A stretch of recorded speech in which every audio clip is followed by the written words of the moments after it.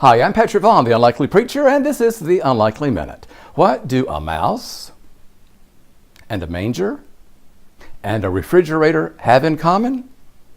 Maybe much more than we would think. A few weeks ago, I was sitting here in my den about 6 o'clock in the morning, putting my sneakers on to get ready to go to the gym to work out.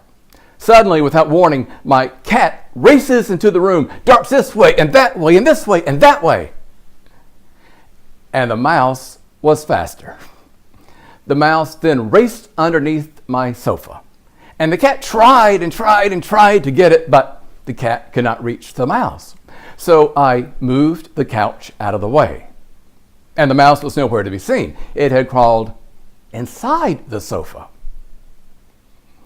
It came out a couple of minutes later, and while the cat wasn't looking, the mouse found refuge in our fireplace. A mouse trap the next day took care of the mouse. But that morning at 6 o'clock, I didn't need that interruption. I had a lot to do. I didn't need it. Didn't have time for it.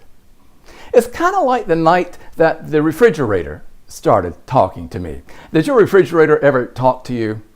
I was watching television, an intellectually stimulating program by the name of Gotham. It tells the story of Bruce Wayne's, Batman's younger days. And as I'm watching television and enjoying this program, the refrigerator says, Patrick. And I said, refrigerator, leave me alone. Patrick. Refrigerator, leave me alone. Patrick, there is just a little bit left of the ice cream. Turkey Hill all natural butter pecan ice cream, your favorite. I've already had 2 glasses, 2 dishes, 2 servings of ice cream. I don't need any more ice cream tonight. Leave me alone. Patrick, there's just a little bit left. Come on. Finish it. And so I walked into the kitchen and I got the carton out. And instead of getting a dish this time, I walked with the carton back in front of the television and I enjoyed myself. But I didn't need that interruption that night. I didn't need the refrigerator disturbing my routine, messing up me watching one of my favorite shows. I didn't need that.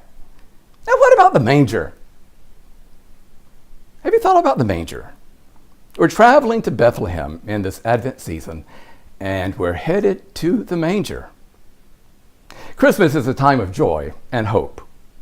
But Christmas is also a time of joyful and hopeful interruption and disruption.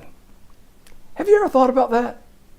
Christmas disrupts and interrupts our lives, our communities, our very world. Oh,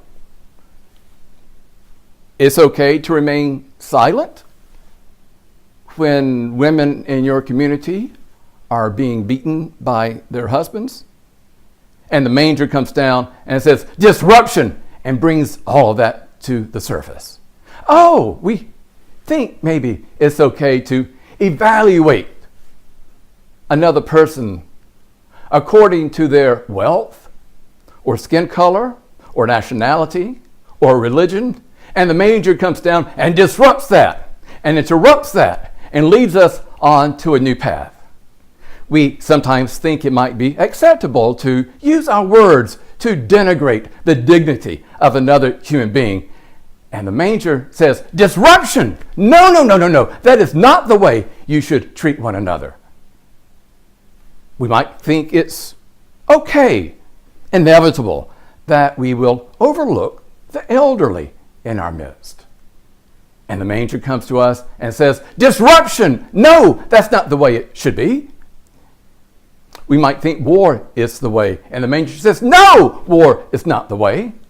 We might think we want to live for ourselves, and the manger disrupts us and says, no, you live for God.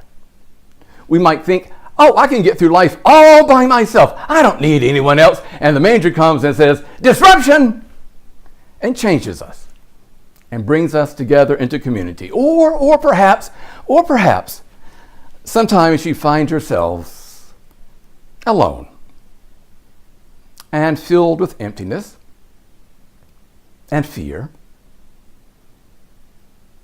You seem and feel so isolated. And in that moment, the manger comes to us and says, disruption. This is not the way God intends you to live. God loves you. God loves you so much that God came down out of heaven and comes to us in the form of a baby.